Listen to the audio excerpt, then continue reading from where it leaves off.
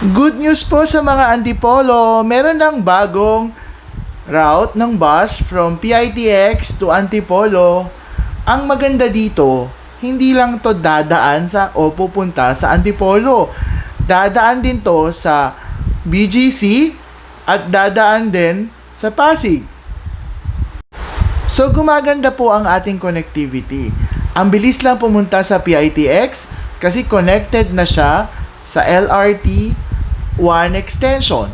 At kung kayo ay galing naman ng MRT, connected ang LRT 1 sa MRT.